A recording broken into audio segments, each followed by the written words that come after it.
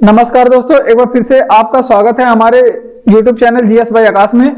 आज की इस क्लास में हम लोग महत्वपूर्ण स्टैटिक जीके के प्रश्नों को पढ़ने वाले हैं और ये सारे प्रश्न आपके एग्जाम के लिए बहुत ही ज्यादा इंपॉर्टेंट होंगे और इन प्रश्नों से संबंधित जितने भी इंपॉर्टेंट प्रश्न बनेंगे आपके एग्जाम के लिए, उन सभी प्रश्नों को हम लोग पढ़ने वाले हैं। और ये सारे जो प्रश्न लिए गए हैं यहाँ पे, ये किसी न किसी एग्जाम में पूछे गए हैं और ये ज्यादातर पूछे जाते हैं। ये प्रश्न ज्यादातर आपके एग्जामों में पूछे जाते हैं, ज्यादा रिपीट करते हैं। तो ये क्लास आपके लिए बहुत ही ज्यादा इंपॉर्टेंट है स्टैटिक जीके की दृष्टि से। तो चलिए हम लोग अपना क्लास शुरू करते हैं। आप लगातार क्लास में बने रहते हैं तो ये सभी प्रश्न आपको याद भी हो जाएंगे क्लास में, ये हमारी गारंटी है। तो चलिए हम लोग अपना क्लास शुरू करते हैं। तो ये तो हमारा 15 नंबर का क्लास है। अगर आप इसे नहीं 16 नंबर का, सॉरी, ये 16 नंबर का क्लास है। 1 से 16 तक का जो भी क्लास है, वो यूट्यूब चैनल पे अपलोड है, जीएस बाय आकाश। आप सर्च करके जा सकते हैं, वो आप लोग देख लीजिए अगर नहीं देखे हैं तो। आज के क्लास में हम लोग 16 नंबर का क्लास कंप्लीट, 17 नंबर का क्लास कंप्लीट करेंगे। तो चलिए, पहला प्रश्न कह रहा है कि आनुवांशिक रोग कौन कौन से होते हैं। तो आनुवांशिक रोग कौन कौन से होते हैं, देखिए ये प्रश्न भी एग्जाम में पूछा गया है। ये इंपॉर्टेंट प्रश्न है और ये बायो से प्रश्न है। इस क्लास से आपके जीएस के जितने भी सब्जेक्ट होते हैं, साइंस का तीनों हो गया, रसायन विज्ञान, जीव विज्ञान और फिर आपका रसायन विज्ञान, जीव विज्ञान, भौतिक विज्ञान और फिर पॉलिटी, इकोनॉमी, हिस्ट्री, जियोग्राफी, सभी सब्जेक्ट का रिवीजन हो जाएगा, क्योंकि इस क्लास में जीएस के सभी सब्जेक्टों से प्रश्न लिए गए हैं। तो देखिए, आनुवांशिक रोग के बारे में पूछ रहा है। तो आनुवांशिक रोगों के बारे में एग्जाम में पूछे जाते हैं। तो इनमें से कौन से आनुवांशिक रोग है, कौन से आनुवांशिक रोग नहीं है, ठीक, तो ये प्रश्न पूछे जाते हैं। चलिए हम लोग देख लेते हैं कि आनुवांशिक रोग किसे कहते हैं। जो माता पिता में से बच्चों में जाता है जो रोग, उसे कहते हैं आनुवांशिक रोग, ठीक। तो देखिए, आनुवांशिक रोगों के बारे में बात कर लेते हैं। जैसे हीमोफीलिया हो गया।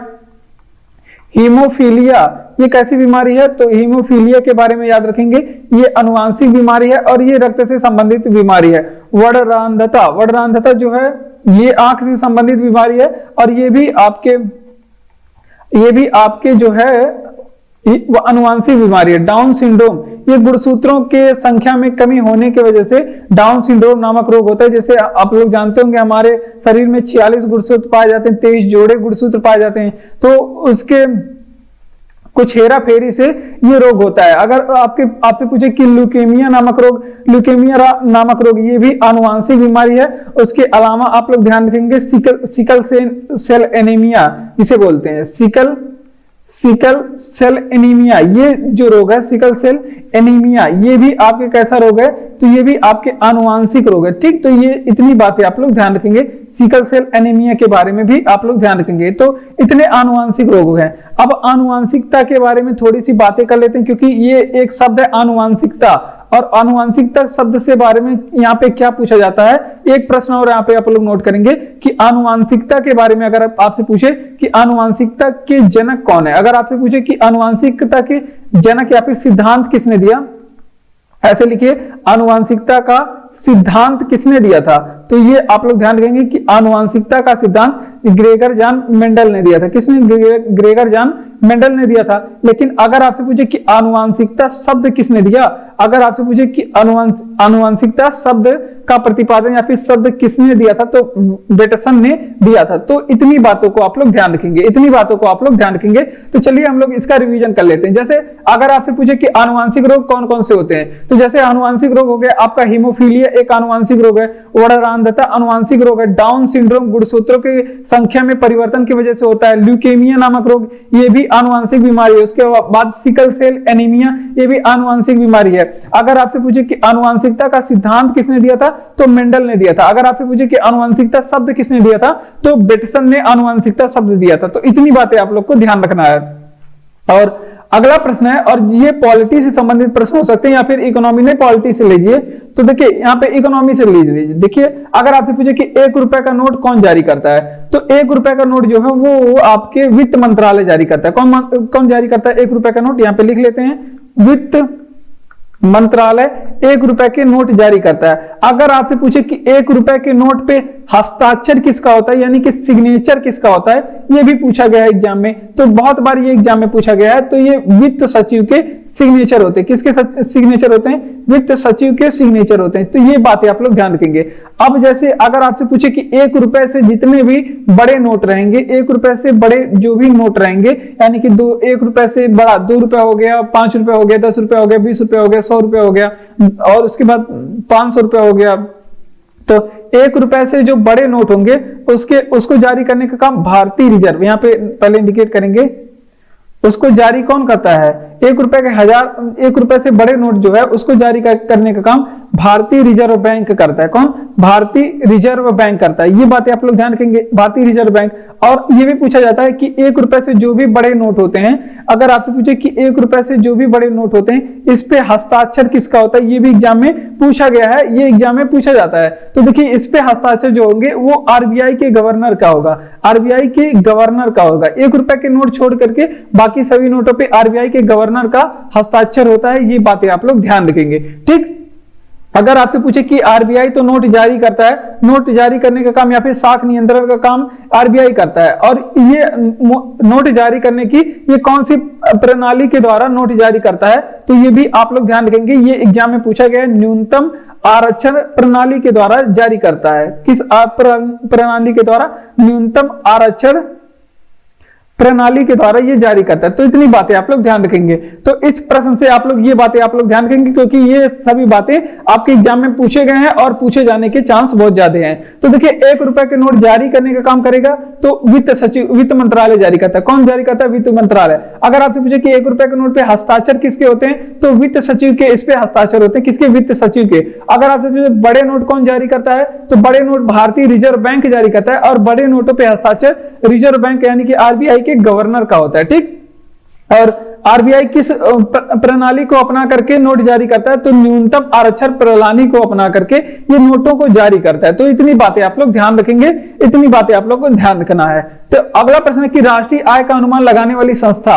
तो राष्ट्रीय आय का अनुमान लगाने वाली संस्था, तो देखिए यहाँ पे इकोनॉमी से प्रश्न आ गया, तो यहाँ पे आपके जीएस के सभी सब्जेक्टों का रिवीजन हो जाएगा।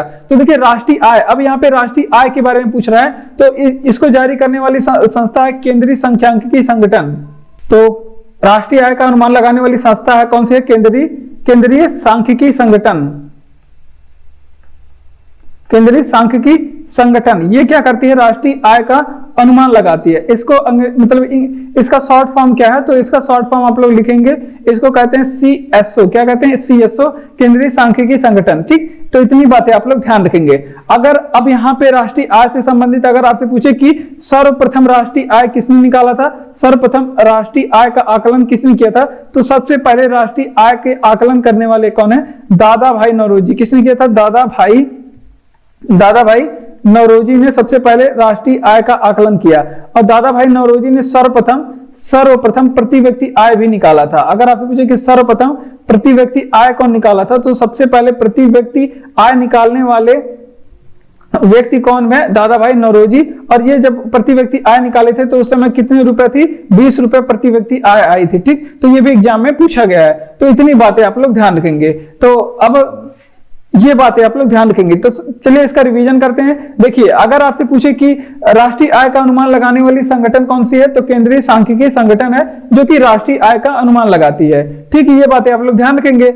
अगला प्रश्न है कि सर्वप्रथम राष्ट्रीय आय का आकलन किसने किया था, तो सबसे पहले राष्ट्रीय आय का आकलन दादा भाई नौरोजी ने किया था, और ये प्रति व्यक्ति आय कितना बताए थे, तो प्रति व्यक्ति आय 20 रुपए बताए थे। और सबसे पहले राष्ट्रीय प्रति व्यक्ति आय और राष्ट्रीय आय का आकलन दादा भाई नौरोजी ने किया था, एग्जाम में पूछा गया है। ठीक, तो इनकी एक पुस्तक थी, पुस्तक के बारे में लिख लीजिए यहाँ पे।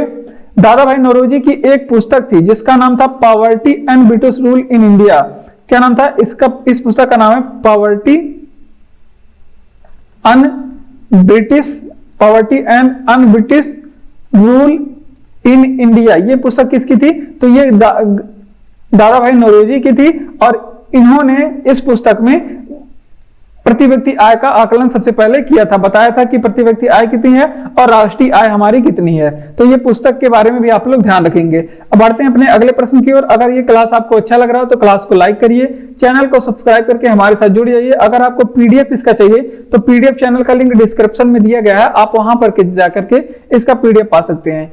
तो 1949 में गठित राष्ट्रीय आय समिति के अध्यक्ष कौन थे? तो देखिए ये भी राष्ट्रीय आय से संबंधित प्रश्न है। तो 1949 में जो गठित राष्ट्रीय आय समिति थी उसके अध्यक्ष की बात कर रहा है, तो उसके अध्यक्ष थे पीसी महालनोबिस। कौन थे?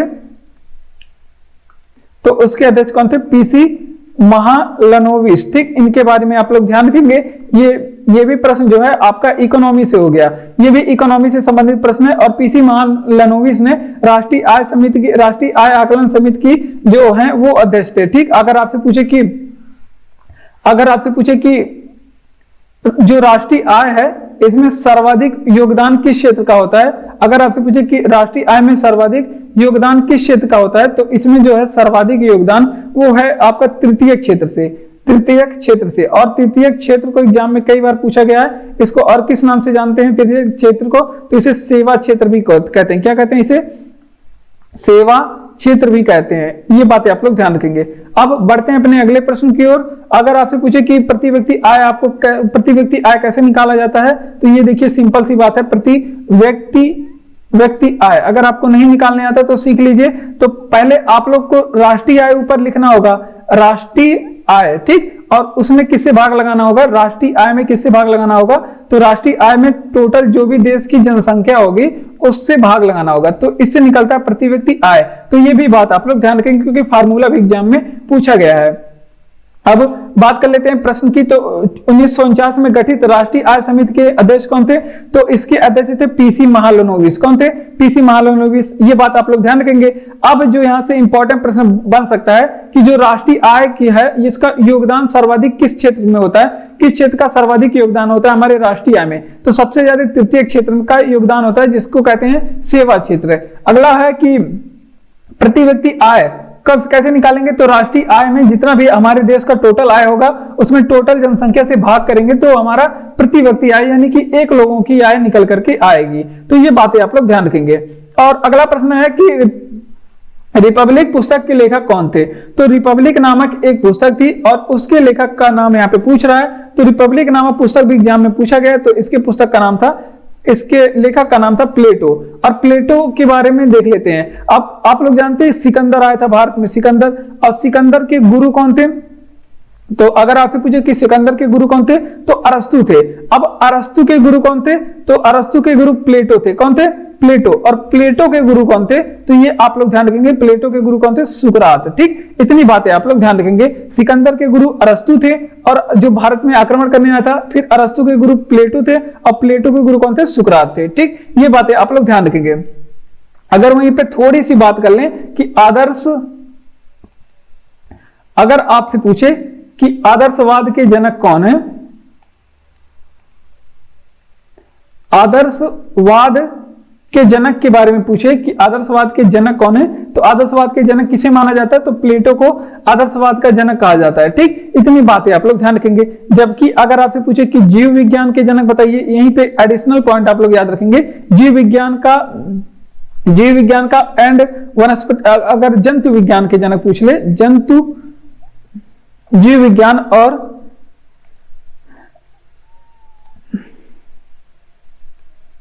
जंतु विज्ञान का जनक पूछे तो क्या बताएंगे आप लोग? तब बताएंगे आप लोग अरस्तु को। किसे बताएंगे? तब बताएंगे आप लोग अरस्तु को। ठीक, इतनी बातें आप लोग ध्यान रखेंगे।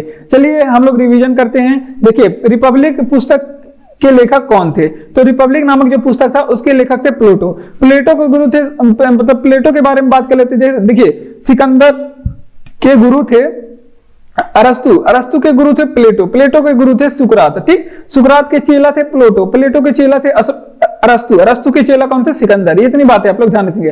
और मोस्ट इंपॉर्टेंट चीज कि आदर्शवाद के जनक किसे माना जाता है? तो आदर्शवाद के जनक माने जाते हैं प्लेटो को। किसको माना जाता है? प्लेटो को। ये बात एग्जाम में पूछा गया है। जीव विज्ञान और जंतु विज्ञान के जनक भी एग्जाम में पूछे गए हैं। तो कौन है? अरस्तु है। कौन है? अरस्तु। इतनी बातें आप लोग ध्यान रखेंगे। अगला प्रश्न मोस्ट इंपॉर्टेंट प्रश्न है और हिस्ट्री से संबंधित प्रश्न है और दक्षिण भारत का प्रश्न है। देखिए यह हिस्ट्री का प्रश्न है और बहुत ही ज्यादा इंपॉर्टेंट है आपके एग्जाम के लिए। बृहदेश्वर मंदिर का निर्माण कराया था, तो इसका निर्माण कौन कराया था? बृहदेश्वर मंदिर के बारे में अगर आपसे पूछे तो बहुत बार ये एग्जाम में पूछा गया है। तो राजराज प्रथम ने करवाया था। किसने? राजराज प्रथम ने करवाया था, या फिर राजराज इसका निर्माण किसने करवाया था? राजराज प्रथम ने करवाया था। और ये किस वंश का शासक था? तो राजराज प्रथम अगर आपसे पूछे कि किस वंश का शासक था, तो ये चोल वंश का शासक था। किस वंश का शासक था? अब मंदिरिया के बारे में बात कर लेते हैं। बृहदेश्वर मंदिर, तो अगर आपसे पूछे कि स्थित कहां पे है, तो ये तमिलनाडु में स्थित है। कहां पे? तमिलनाडु में स्थित है। और इसे ही क्या बोला जाता है? बृहदेश्वर मंदिर को अगर आपसे पूछे कि इसे ही क्या कहा जाता है, तो इसे ही राजेश्वर मंदिर कहा जाता है। क्या कहा जाता है? राजेश्वर। इसे क्या कहा जाता है? इसको कहा जाता है राजेश्वर मंदिर। कौन कहा जाता है? क्या कहा जाता है? राजेश्वर मंदिर कहा जाता है। तो ये भी बात आप लोग ध्यान रखेंगे। अब अगर आपसे पूछे कि ये किस शैली में बना हुआ है, तो भाई दक्षिण भारत की मंदिर है। तो दक्षिण भारत की जितनी भी मंदिरें होती हैं वो किस शैली में बनाया गया है? द्रविड़ शैली में बनी होती हैं। तो ये भी आप लोग ध्यान रखेंगे।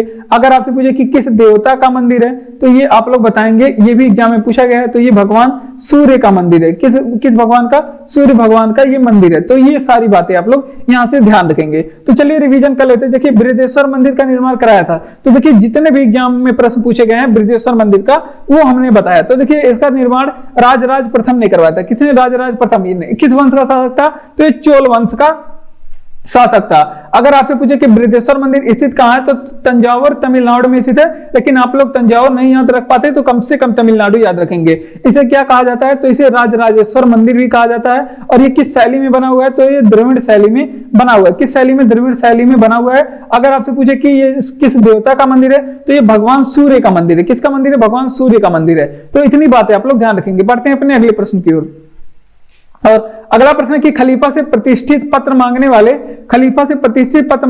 और प्राप्त करने वाले प्रथम सुल्तान कौन थे? तो प्रतिष्ठित पत्र, तो देखिए खलीफा से जो है प्रतिष्ठित पत्र मांगने वाले सुल्तान थे इल्तुतमिश। कौन थे? इल्तुतमिश थे। ठीक, अब इल्तुतमिश हमारे एग्जाम के लिए बहुत ही ज्यादा इंपॉर्टेंट है। तो देखिए इल्तुतमिश, अगर आपसे पूछे कि इल्तुतमिश किसका गुलाम था, अगर आपसे पूछे कि इल्तुतमिश किसका गुलाम था, तो देखिए कुतुबुद्दीन ऐबक का गुलाम था। ये कुतुबुद्दीन ऐबक का गुलाम और दास दोनों था। ठीक, ऐबक का गुलाम भी था और आप लोग ध्यान रखेंगे, और इनका दास नहीं, क्या बोलते हैं, इनका दामाद भी था। क्या था? दामाद था। तो ये बातें आप लोग ध्यान रखेंगे। अब बात कर लेते हैं अगर इल्तुतमिश के बारे में, तो ये किस वंश का शासक था?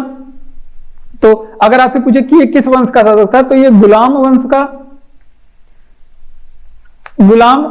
का शासक था। और 1000 बार एग्जाम में पूछा गया है कि गुलाम वंश को कौन और किस नाम से जानते हैं, तो इसे मामलूक वंश भी कहते हैं। क्या बोलते हैं? इसे मामलूक वंश भी कहते हैं। अब इल्तुतमिश के बारे में हम लोग क्या बातें, दो बातें आप लोग ध्यान रखेंगे। इनकी एक पुत्री थी इल्तुतमिश के बारे में, ये एग्जाम में पूछा गया है कि रजिया सुल्तान किसकी पुत्री थी। तो ये बातें आप लोग ध्यान रखेंगे कि रजिया जो सुल्तान थी वो इल्तुतमिश की पुत्री थी। किसकी पुत्री थी? इल्तुतमिश की। और एक बात आप लोग ध्यान रखेंगे, मोस्ट इंपॉर्टेंट बात, अगर आपसे पूछे कि इक्ता प्रथा किसने शुरू की थी, इक्ता प्रथा किसने शुरू की थी, तो ये आपके इल्तुतमिश ने शुरू की थी। किसने? इल्तुतमिश ने इक्ता प्रथा भी शुरू की थी। तो इतनी बातें आप लोग अपने एग्जाम के लिए, आप किसी भी एग्जाम की तैयारी कर रहे हैं तो ये स्टैटिक जीके में सामान्य ज्ञान की दृष्टि से कम इतनी बातें आप लोग ध्यान रखेंगे कि खलीफा से प्रतिष्ठित पत्र मांगने वाले और प्राप्त करने वाला प्रथम सुल्तान कौन था?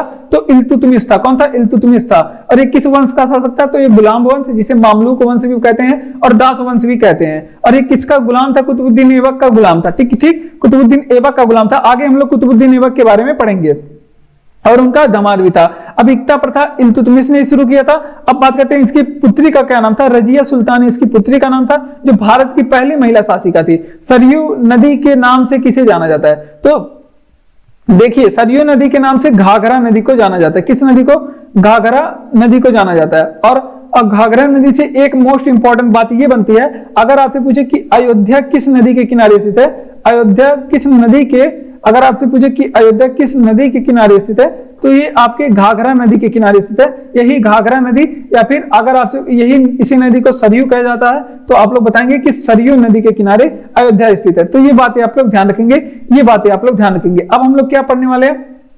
देखिए कुछ नदियों के प्राचीन नाम और नवीन नाम से प्रश्न पूछे जाते हैं। जैसे अगर आपसे पूछे कि वितस्ता किस नदी को बोलते हैं, तो वितस्ता जो है वो झेलम नदी को बोलते हैं। यहाँ पे आप लोग बताएंगे किस नदी को बोलते हैं। प्राचीन नाम किसका है? झेलम नदी का प्राचीन नाम है। उसके बाद अगर आपसे पूछे कि अस्किनी किस नदी का प्राचीन नाम है? अस्किनी किस नदी का प्राचीन नाम? तो ये चिनाब नदी का प्राचीन नाम। किसका? चिनाब का प्राचीन नाम है। अगर आपसे पूछे कि सदा नीरा किसका प्राचीन नाम है? सदा नीरा किसकी प्राचीन नाम है? तो ये गंडक का प्राचीन नाम। किसका? गंडक नदी का। अगर आपसे पूछे कि विपाशा किसका प्राचीन नाम है? तो व्यास नदी का प्राचीन नाम है। व्यास नदी का प्राचीन नाम है। ठीक। और अगर आपसे पूछे कि परुष्णी याद रखेंगे,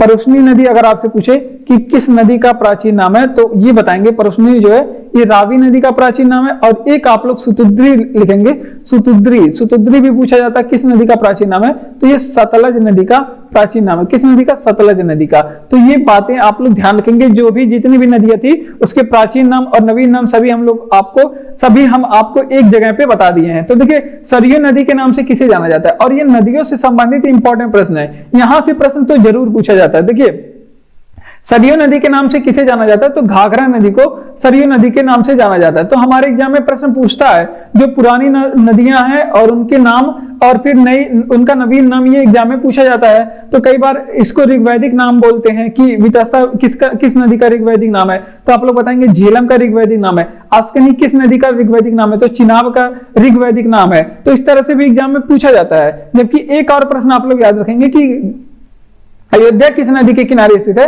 तो ये घाघरा नदी के किनारे स्थित है और इस नदी को ही सरयू नदी बोलते हैं। तो ये बातें आप लोग ध्यान रखेंगे। सदा नीरा किस नदी को कहते हैं? तो गंडक नदी को। विपाशा किस नदी को कहते हैं? तो ये व्यास नदी को कहते हैं। परुष्णी किस नदी को कहते हैं? रावी नदी को। और सुतुद्री किस नदी को कहते हैं? सतलज नदी को सुतुद्री नदी कहते हैं। तो ये बातें सारी आप लोग ध्यान रखेंगे, ये सभी आपके लिए इंपॉर्टेंट प्रश्न था। अगला प्रश्न मोस्ट इंपॉर्टेंट प्रश्न है, मोस्ट इंपॉर्टेंट प्रश्न, और ये पॉलिटी से संबंधित प्रश्न है। ये बताइए ये एग्जाम में किस एग्जाम में नहीं पूछा जाता? तो देखिए, प्रारूप समिति के अध्यक्ष कौन थे? तो भीमराव अंबेडकर थे प्रारूप समिति के अध्यक्ष। कौन थे? भीमराव अंबेडकर प्रारूप समिति के अध्यक्ष थे। अब प्रारूप समिति के बारे में जो एग्जाम में प्रश्न पूछा जाता है वो हम लोग पढ़ने वाले हैं। अगर आपसे पूछे प्रारूप समिति में सदस्य कितने थे? 1+6 यानी कि टोटल 7 सदस्य थे। ठीक। जो अगर आपसे पूछे कि प्रारूप समिति की स्थापना कब हुई थी, अगर आपसे पूछ ले कि हमारे प्रारूप समिति की स्थापना कब हुई थी, तो ये आप लोग बताएंगे कि इसकी स्थापना 29 अगस्त 1947 को हुई थी। कब? 29 अगस्त 1947 को इसकी स्थापना हुई थी। अगर आपसे पूछे कि इस प्रारूप समिति में टोटल बहस कितने दिन तक चला था, प्रारूप समिति पे कितने दिन तक बहस चला था, तो इसमें टोटल 114 दिन तक बहस चला था। ये भी बात एग्जाम में पूछ लिया गया है। ठीक। तो एग्जाम की तैयारी आप लोग एकदम बढ़िया से करिए। अगर आपसे पूछे कि यहाँ पे प्रारूप समिति के समक्ष प्रस्तावना किसने पेश किया था, यह भी बात एग्जाम में पूछा गया है। अगर आपसे पूछे कि प्रारूप समिति के समक्ष प्रस्तावना पेश किसने किया था, तो प्रारूप समिति के समक्ष प्रस्तावना पेश करने का काम पंडित जवाहरलाल नेहरू ने किया था। किसने? पंडित जवाहरलाल नेहरू ने। तो ये सारी बातें आप लोग ध्यान रखेंगे। तो देखिए, प्रारूप समिति के अध्यक्ष कौन थे? तो भीमराव अंबेडकर प्रारूप समिति के अध्यक्ष थे। इसमें सदस्य कितने थे? 1+6 इसमें सदस्य थे। स्थापना कब हुआ था? 29 अगस्त 1947 को प्रारूप समिति की स्थापना हुई थी। कब? 29 अगस्त 1947 को हुई थी। ठीक। अगर आपसे पूछे कि इसमें टोटल बहस कितने दिन तक चला था, तो बहस 114 दिन तक प्रारूप पे हमारे बहस चला था। अगर आपसे पूछे कि प्रारूप समिति के समक्ष प्रस्तावना पेश करने का काम पंडित जवाहरलाल नेहरू ने किया था। ठीक। ये बातें आप लोग ध्यान रखेंगे। बढ़ते हैं अपने अगले प्रश्न की ओर। अगला प्रश्न कि कितनी अवधि तक एक मंत्री संसद या विधानमंडल का सदस्य बने बिना अपने पद पर रह सकता है? तो देखिए, जो कोई भी मंत्री हो, कोई भी मेंबर हो, तो वो बिना संसद के, कोई भी मंत्री हो जो वो बिना संसद के या फिर राज्य विधानमंडल में, देखिए संसद जो होता है वो केंद्र में होता है। केंद्र में इसके 3 अंग होते हैं, लोकसभा, राज्यसभा और राष्ट्रपति। और विधानमंडल जो होता है वो राज्यों में होता है, इसके भी 3 अंग होते हैं। कौन कौन से? तो विधानसभा, विधान परिषद और राज्यपाल। ठीक। और ये बोल रहा है कि कोई भी मंत्री हो वो बिना संसद के सदस्य बने या फिर विधानमंडल का सदस्य बने कितने दिन तक अपने पद पर रह सकता है? तो मोस्ट इंपॉर्टेंट चीज है, ये 6 माह तक अपने पद पर रह सकता है। ये हजारों बार इंपॉर्टेंट प्रश्न है, ये पॉलिटी से, और ये हजारों बार एग्जाम में पूछा गया है, और ये स्टैटिक जीके से आपके लिए बहुत ही महत्वपूर्ण प्रश्न है। और संसद में मंत्री, देखिए जो भी संसद में मंत्री होते हैं, मंत्री किसे कहा जाता है? जो मंत्री उसे कहा जाता है जो मंत्री परिषद के सदस्य होते हैं। तो अगर आपसे पूछे कि मंत्री किसे कहा जाता है, तो मंत्री परिषद के सदस्य को, ये आप लोग ध्यान रखेंगे, मंत्री परिषद के सदस्य को क्या कहा जाता है, मंत्री कहा जाता है। ये बातें आप लोग ध्यान रखेंगे, किसे मंत्री कहा जाता है, तो जो मंत्री परिषद के सदस्य होते हैं। यहाँ पे 3 बातें आप लोग ध्यान रखेंगे। अगर आपसे पूछे मंत्री किसे कहा जाता है, जो मंत्री परिषद के सदस्य होते हैं उसे मंत्री परिषद कहा जाता है।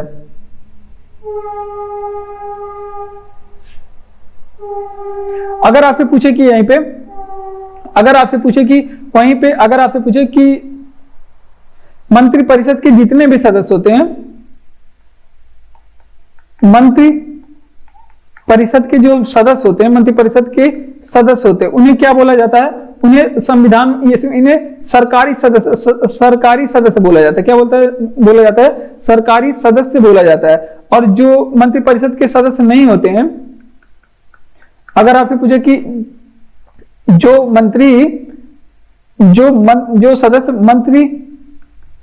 मंत्री परिषद के सदस्य नहीं होते हैं, उन्हें क्या बोला जाता है, जो मंत्री परिषद के सदस्य नहीं होते हैं उन्हें क्या बोला जाता है, यहाँ पे नोट करेंगे, मंत्री परिषद के सदस्य नहीं होते हैं उन्हें संसद में यहाँ पे गैर सरकारी सदस्य बोला जाता है। क्या बोला जाता है, गैर सरकारी सदस्य बोला जाता है। तो ये सारी बातें आप लोग ध्यान रखेंगे। चलिए इसका रिवीजन करेंगे कि कितनी अवधि तक एक मंत्री संसद या फिर विधानमंडल का सदस्य बने बिना अपने पद पर रह सकता है। तो ये 6 माह तक अपने पद पर रह सकता है। मंत्री किसे कहते हैं, जो मंत्री परिषद के सदस्य होते हैं उन्हें मंत्री कहते हैं। ये बात आप लोग ध्यान रखेंगे। अगर आपसे पूछे कि मंत्री परिषद के अपने तात्पर्य किसी मतलब कि मंत्री परिषद के सदस्य को क्या बोलते हैं, तो इसे सरकारी सदस्य बोलते हैं। क्या बोलते हैं, सरकारी सदस्य। अब जो मंत्री परिषद में सदस्य नहीं होते हैं उन्हें क्या बोलते हैं, गैर सरकारी सदस्य बोलते हैं। ये बातें भी एग्जाम में पूछी गई हैं, आप लोग ध्यान रखेंगे। और अगला प्रश्न भी पॉलिटी से संबंधित है। किससे संबंधित है, पॉलिटी से। और कह रहा है प्रथम लोकसभा अध्यक्ष कौन होते हैं, तो प्रथम लोकसभा अध्यक्ष हैं जीवी मावलंकर। कौन है, जीवी मावलंकर। ये बात आप लोग ध्यान रखेंगे, जीवी मावलंकर प्रथम लोकसभा अध्यक्ष होते हैं। और अगर आपसे पूछे कि वर्तमान समय में लोकसभा अध्यक्ष कौन है, तो ये भी बात तो आप लोग ध्यान रखेंगे कि वर्तमान लोकसभा अध्यक्ष कौन है, तो वर्तमान लोकसभा अध्यक्ष है ओम बिरला। कौन है, ओम बिरला। अब लोकसभा अध्यक्ष बहुत ही ज्यादा इंपॉर्टेंट है हमारे एग्जाम के लिए, क्योंकि यहाँ पे अलग अलग तरह से अलग अलग एग्जाम में प्रश्न पूछे गए हैं। तो लोकसभा से देखिए कौन कौन से प्रश्न पूछे गए हैं। एक होता है हमारे संसद में संयुक्त अधिवेशन, ये संसद का एक सत्र होता है जिन्हें बोलते हैं संयुक्त अधिवेशन। अब संयुक्त अधिवेशन के बारे में चर्चा की गई है अनुच्छेद नंबर 108 में। किस अनुच्छेद में, अनुच्छेद नंबर 108 में। अब ये पूछा जाता है कि संयुक्त अधिवेशन में अध्यक्षता कौन करता है, संयुक्त अधिवेशन का अध्यक्षता कौन करता है, तो ये करता है लोकसभा अध्यक्ष। कौन करता है, लोकसभा अध्यक्ष इसमें अध्यक्षता करते हैं। अब दूसरी बात और पूछी जाती है, एक हमारे संविधान में होता है धन विधेयक, और यहां से प्रश्न कैसे पूछा जाता है, तो देखिए धन विधेयक की चर्चा जो है 21 अनुच्छेद में है। आप लोग अनुच्छेद भी आप लोग ध्यान रखेंगे। अब अगर रोज रोज आप लोग पढ़ेंगे तो आपको ये सारे क्लास में ही याद हो जाएंगे। धन विधेयक, अब ये पूछा जाता है कि धन विधेयक का जांच कौन करता है, तो ये भी आपके लोकसभा अध्यक्ष करता है। कौन करता है, लोकसभा अध्यक्ष। तो इस तरह से लोकसभा अध्यक्ष से प्रश्न पूछे जाते हैं जो आपको ध्यान रखना है। तो देखिए अगर आपसे पूछे कि प्रथम लोकसभा अध्यक्ष तो जीवी मावलंकर थे, और वर्तमान लोकसभा अध्यक्ष कौन है, तो ओम बिरला से 17वीं लोकसभा वर्तमान समय में चल रही है। अगर आपसे पूछे कि संयुक्त अधिवेशन के बारे में, संयुक्त अधिवेशन अनुच्छेद 108 लिया गया, कहां से लिया गया, ऑस्ट्रेलिया से। ठीक, अगर आपसे पूछे किसमें अध्यक्षता किसी कौन करता है, तो लोकसभा अध्यक्ष करता है। वहीं धन विधेयक की बात करें, ये अनुच्छेद 110 में धन विधेयक की चर्चा है, और धन विधेयक की जांच करने का काम लोकसभा अध्यक्ष करता है। ठीक, तो इतनी बातें आप लोग ध्यान रखेंगे। अगला प्रश्न है कि संविधान का अस्थायी अध्यक्ष कौन थे, तो संविधान के अस्थायी अध्यक्ष देखिए यहाँ पे अस्थायी अध्यक्ष पूछ रहा है। अस्थायी अध्यक्ष और अस्थायी अध्यक्ष यहाँ पे 2 तरह से प्रश्न पूछा जाता है, तो दोनों को आप लोग ध्यान रखेंगे। तो देखिए अस्थायी अध्यक्ष पूछ रहा है तो आप लोग बताएंगे कि सच्चिदानंद सिन्हा थे। सच्चिदानंद सिन्हा थे संविधान सभा के अस्थायी अध्यक्ष। अब आप लोग बताएंगे कि अस्थायी अध्यक्ष इन्हें क्यों बनाया गया था, क्यों बनाया गया था, क्यों इन्हें ही बनाया गया था, क्योंकि ये सबसे बुजुर्ग थे। संविधान सभा में जितनी भी भीड़ इकट्ठी हुई थी उसमें सबसे बुजुर्ग थे। ठीक, बुजुर्ग मतलब वृद्ध थे, सबसे ज्यादा उम्र के थे। बुजुर्ग का मतलब यही होता है कि ये सबसे ज्यादा उम्र के थे। तो इनके सम्मान में इन्हें सबसे पहले संविधान सभा की जो पहली बैठक हुई थी, जो कि कब हुई थी, संविधान सभा की पहली बैठक 9 दिसंबर 1946 में। कब हुई थी, पहली बैठक है। ये कब, कैसी बैठक है? पहली बैठक 9 दिसंबर 1946 में, और इसमें सच्चिदानंद सिन्हा को संविधान का अस्थायी अध्यक्ष बनाया गया। अब संविधान की दूसरी भी बैठक हुई। अब दूसरी बैठक कब हुई, तो ये आप लोग ध्यान रखेंगे, डेट आप लोग यहाँ पे ध्यान रखेंगे, पूरा डेट आप लोग ध्यान रखेंगे। 11 दिसंबर 1946 को संविधान सभा की दूसरी बैठक होती है, और इसमें अस्थायी अध्यक्ष किसे बनाया जाता है? इसमें अस्थायी अध्यक्ष बनाए गए थे कौन? इसमें अस्थायी अध्यक्ष डॉक्टर राजेंद्र प्रसाद बनाए गए थे। कौन? डॉक्टर राजेंद्र प्रसाद बनाए गए थे। ठीक, ये बातें आप लोग ध्यान रखेंगे। अब तीसरी बैठक हमारे लिए क्यों इंपॉर्टेंट है? क्योंकि तीसरी बैठक भी बहुत ज्यादा इंपॉर्टेंट है। क्यों इंपॉर्टेंट है? क्योंकि तीसरी बैठक हुई थी आपके इसके 2 दिन बाद, 11 दिसंबर, फिर 13 दिसंबर को हुई थी, 13 दिसंबर 1946 को। और इसमें क्या था? इसमें उद्देश्य प्रस्ताव पेश किया गया था। क्या? उद्देश्य प्रस्ताव पेश हुआ था। और उद्देश्य प्रस्ताव पेश करने का काम कौन किए थे? तो पंडित जवाहरलाल नेहरू ने इसमें उद्देश्य प्रस्ताव पेश किया था। तो ये बातें थी जो आपके संविधान से इंपॉर्टेंट थी, संविधान से इंपॉर्टेंट थी और संविधान सभा से इंपॉर्टेंट थी। तो देखिए, ये पॉलिटी का प्रश्न है और मोस्ट इंपॉर्टेंट प्रश्न है। देखिए, कह रहा कि संविधान सभा का अस्थायी अध्यक्ष कौन थे? तो सच्चिदानंद सिन्हा थे संविधान सभा के अस्थायी अध्यक्ष, क्योंकि ये सबसे बुजुर्ग थे, इस वजह से इन्हें संविधान सभा के अस्थायी अध्यक्ष के रूप में चुना गया था। और संविधान सभा की जब भी हमारी पहली बैठक होती है 9 दिसंबर 1946 को, इसी में इन्हें ही अस्थायी अध्यक्ष सच्चिदानंद सिन्हा को बनाया गया था। अब दूसरी बैठक जो हुई थी 11 दिसंबर 1946 को, और इसमें अस्थायी अध्यक्ष किसे बनाया गया था? डॉक्टर राजेंद्र प्रसाद को इसमें अस्थायी अध्यक्ष बनाया गया था, डॉक्टर राजेंद्र प्रसाद को। और संविधान सभा की तीसरी बैठक 11 दिसंबर 1946 को हुई थी, और इसमें उद्देश्य प्रस्ताव पेश किए थे पंडित जवाहरलाल नेहरू ने। किसने? पंडित जवाहरलाल नेहरू ने। तो नेहरू जी से जितनी बातें हैं सब याद रखेंगे आप लोग, क्योंकि भारत के पहले प्रधानमंत्री थे भाई। और अगला बात कर लेते हैं, अगर आपसे पूछे कि कुचिपुड़ी नृत्य, देखिए नृत्य से संबंधित जो भी लोक नृत्य है, शास्त्रीय नृत्य है, इनसे एग्जाम में प्रश्न पूछे जाते हैं। तो देखिए, ये कुचिपुड़ी हालांकि आंध्र प्रदेश का शास्त्रीय नृत्य है, और ये पूछा गया है कि किस राज्य से संबंधित है। तो यहाँ पे आप लोग बताएंगे कि आंध्र प्रदेश से संबंधित है। किससे संबंधित है? आंध्र प्रदेश से संबंधित है कुचिपुड़ी लोक नृत्य। ठीक, लोक नृत्य नहीं है, ये है शास्त्रीय नृत्य। अब कुछ लोक नृत्यों के बारे में बात कर लेते हैं जो आपके एग्जाम के लिए बहुत ही ज्यादा इंपॉर्टेंट होगा। देखिए, अगर आपसे पूछे कि तमिलनाडु,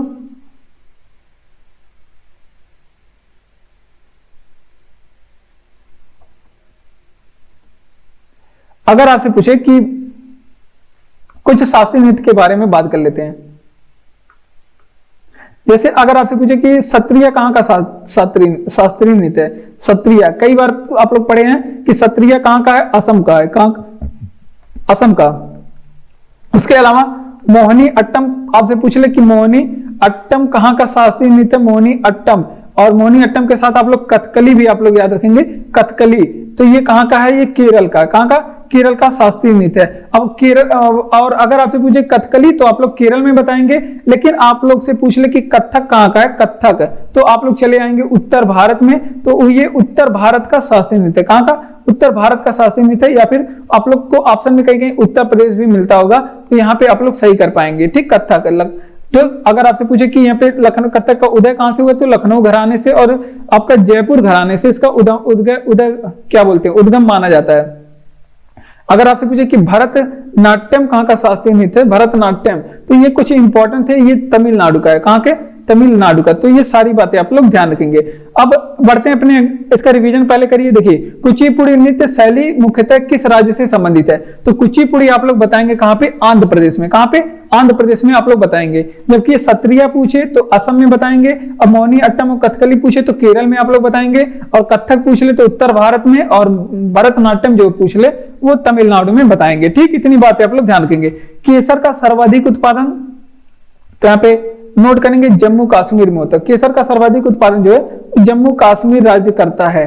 ठीक, जम्मू कश्मीर में। और ये भी अगर जम्मू कश्मीर नहीं मिले तो आपको कश्मीर मिलेगा, आप लोग उसको लगाएंगे। अब जम्मू कश्मीर से कुछ इंपॉर्टेंट, जैसे अगर आपसे पूछे कि डल झील कहाँ पे है, अगर आपसे पूछे कि वूलर झील कहाँ पे है, वूलर झील कहाँ पे है? तो जम्मू कश्मीर में। और ये भारत का सबसे मीठे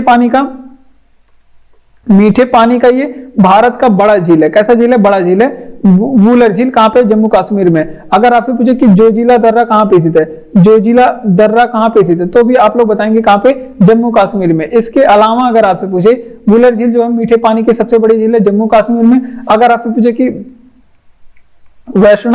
वैष्णो माता मंदिर कहाँ पे स्थित है? वैष्णो माता मंदिर कहाँ पे स्थित है? तो ये भी आपके कहाँ पे है? वो जम्मू कश्मीर में है। अगर आपसे पूछ ले कि वहीं पे भारत की जो सबसे लंबी सुरंग है उसका नाम क्या है? भारत की सबसे लंबी सुरंग जिसका क्या नाम है? जवाहर सुरंग। क्या नाम है? जवाहर। भारत की जो सबसे लंबी सुरंग है जिसका नाम है जवाहर सुरंग। और ये पूछा जाता है, अगर आपसे पूछे कि कहां पे स्थित है, तो सबसे लंबी सुरंग जवाहर सुरंग ये स्थित है जम्मू कश्मीर में। कहां पे? जम्मू कश्मीर में।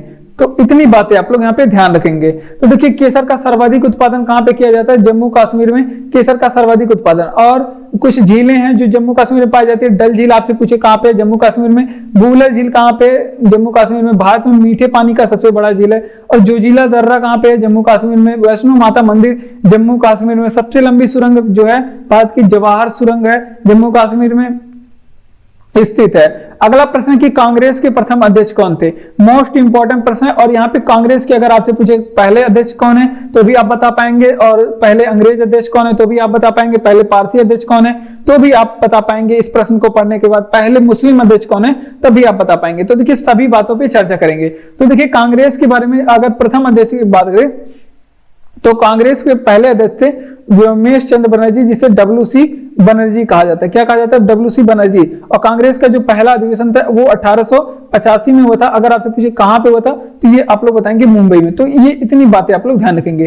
अब ये पहला वाला है, ये प्रथम अध्यक्ष थे ना, ये पहली बैठक है, ये पहली है, ये आप लोग ध्यान रखेंगे। अब दूसरी, तीसरी, चौथी की बात कर ले, 4 बात कर लेते हैं। तो देखिए कांग्रेस का जो दूसरा अधिवेशन था वो मोस्ट इंपॉर्टेंट है। आपसे पूछा जाता है कहां पे हुआ था? कोलकाता में। कहां पे हुआ था? कोलकाता में। और कोलकाता में हुआ था, अगर आपसे पूछे कब हुआ था तो 1886 में हुआ था। और इसके अध्यक्ष कौन थे? तो इसके अध्यक्ष बने थे दादा भाई नौरोजी। कौन बने थे? दादा भाई नौरोजी। और यहां से इंपॉर्टेंट प्रश्न एग्जाम में क्या पूछा जाता है कि ये कांग्रेस के पहले पारसी अध्यक्ष थे। कैसे अध्यक्ष थे? पहले पारसी अध्यक्ष थे। ठीक, ये बातें आप लोग ध्यान रखेंगे। दादा भाई नौरोजी कांग्रेस के पहले पारसी अध्यक्ष थे। और तीसरा वाला जो बैठक है कांग्रेस का वो कब हुआ था? तो वो कहां पे हुआ था? तो तीसरा वाला जो बैठक है वो हुआ था आपके, पहला मुंबई में, दूसरा वहां पे, और तीसरा वाला जो है वो मद्रास में हुआ था। कहां पे? मद्रास में हुआ था। और ये कब हुआ था? 1886 में। 1886 में। और इसमें अध्यक्ष कौन बने थे? तो बदरुद्दीन तैयब इसमें अध्यक्ष बने थे। कौन बने थे? बदरुद्दीन तैयब इसमें अध्यक्ष बने थे। और बात कर लेते हैं, और ये बदरुद्दीन तैयब ये कांग्रेस के पहले मुस्लिम अध्यक्ष थे। कैसे अध्यक्ष थे? कांग्रेस के पहले मुस्लिम अध्यक्ष थे। ठीक, तो आपको जो भी पूछे एग्जाम में, और कांग्रेस का जो चौथा वाला जो अधिवेशन था 4th नंबर का, वो कब हुआ था? तो 4th नंबर का जो अधिवेशन है ये इलाहाबाद में हुआ था। कहां पे? इलाहाबाद में हुआ था। और ये कब हुआ था? तो 1888 में हुआ था, 87 में, 86 या 87 या 1888 में हुआ था। कब? 1888 में। और इसमें अध्यक्ष कौन बने थे? कांग्रेस के इलाहाबाद अध्यक्ष बने थे कौन? George Yule. और जॉर्ज यूल हमारे लिए क्यों इंपॉर्टेंट हो जाते हैं? क्योंकि ये कांग्रेस के पहले अंग्रेज अध्यक्ष थे। पहले अंग्रेज अध्यक्ष थे। ठीक, तो इतनी बातें आप लोग ध्यान रखेंगे।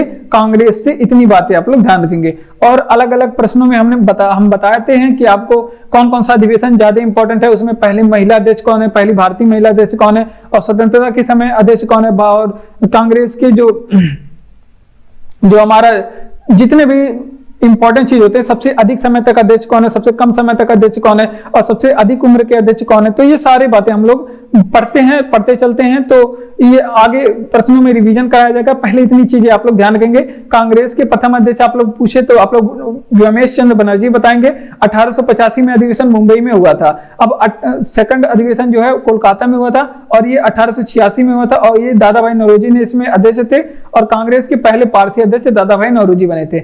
मद्रास वाला जो था ये तीसरा अधिवेशन था, और 1887 में हुआ था। और इसमें बदरुद्दीन तैयब जो है ये कांग्रेस के पहले मुस्लिम अध्यक्ष बने थे। और अगला प्रश्न कि चौथा वाला इलाहाबाद में हुआ था, और इलाहाबाद में 1888 में हुआ था। और जॉर्ज यूल इसमें कांग्रेस के पहले मुस्लिम अंग्रेज अध्यक्ष थे। कांग्रेस के पहले अंग्रेज अध्यक्ष थे। तो इतनी बातें आप लोग ध्यान रखेंगे। बढ़ते हैं अपने अगले प्रश्न की ओर। अगला प्रश्न है कि अगर आपको क्लास अच्छा लग रहा हो तो चैनल को सब्सक्राइब करिए और वीडियो को लाइक करिए, अपने शेयर करिए अपने दोस्तों तक भी, और कमेंट बॉक्स में कमेंट करके बताइए क्लास आपको कैसा लगा। और पीडीएफ आपको टेलीग्राम चैनल पे मिलेगा, डिस्क्रिप्शन में लिंक दिया गया है। बढ़ते हैं अपने अगले प्रश्न की ओर। हमारा अगला प्रश्न कि गांधी जी किसे अपना राजनीतिक गुरु मानते थे। तो गांधी जी के राजनीतिक गुरु और गांधी जी से संबंधित प्रश्न इस प्रश्न में पढ़ने वाले हैं। तो देखिए, गांधी जी अपने राजनीतिक गुरु मानते थे गोपाल कृष्ण गोखले को। किसे मानते थे? तो ये आप लोग ध्यान रखेंगे, गोपाल कृष्ण गोखले थे गांधी जी के राजनीतिक गुरु। कौन थे? गोपाल कृष्ण गोखले गांधी जी के राजनीतिक गुरु थे। ठीक, अब बात कर लेते हैं गोपाल कृष्ण गोखले के गुरु थे। अगर आपसे पूछो कि अब गांधी जी के बारे में बात कर लेते हैं। देखिए, गांधी जी के बारे में आप लोग को क्या क्या बातें ध्यान रखना है, ये आप लोग देख लीजिए। तो देखिए, गांधी जी के पहला सत्याग्रह पूछा जाता है, तो ये दो तरह से पूछा जाता है। गांधी जी का पहला सत्याग्रह कब हुआ था? सत्याग्रह कब हुआ था? तो गांधी जी जो पहला सत्याग्रह किए थे वो 1906 में किए थे। तब ये दक्षिण अफ्रीका में रहते थे। कहां पे? दक्षिण अफ्रीका में रहते थे, और वहीं पे ये गांधी जी ने पहला अपना सत्याग्रह किया था। तो पहला सत्याग्रह पूछेगा तो आप लोग बताएंगे कि 1906 में। अगर आपसे पूछे कि भारत में पहला सत्याग्रह कब हुआ था गांधी जी का, अगर आपसे पूछेगा कि भारत में पहला सत्याग्रह, तब आप लोग क्या बताएंगे कि भारत में पहला सत्याग्रह कब हुआ था? तो ये आप लोग बताएंगे कि भारत में पहला सत्याग्रह ये हुआ था 1917 में। और कहां पे हुआ था? चंपारण में। चंपारण कहां पे पड़ता है? तो बिहार में पड़ता है। चंपारण बिहार में पड़ता है। और ये किसके विरोध में था? तो ये नील की खेती के विरोध में ये वाला आंदोलन गांधी जी ने किया था। तो इतनी बातें आप लोग ध्यान रखेंगे 1917 चंपारण में। ठीक, अब बात कर लेते हैं गांधी जी के बारे में एक और अधिक, मतलब अगर आंदोलन है, गांधी जी ने एक आंदोलन शुरू किया था जिसका नाम है असहयोग आंदोलन। असहयोग आंदोलन ये पूछा जाता है कि असहयोग आंदोलन गांधी जी ने कब शुरू किया था। तो ये भी आप लोग ध्यान रखेंगे, यहाँ पे एक एडिशनल पॉइंट है कि असहयोग आंदोलन गांधी जी ने 1920 में शुरू किया था और 1922 में इसे समाप्त किया था चौरी चौरा कांड के बाद।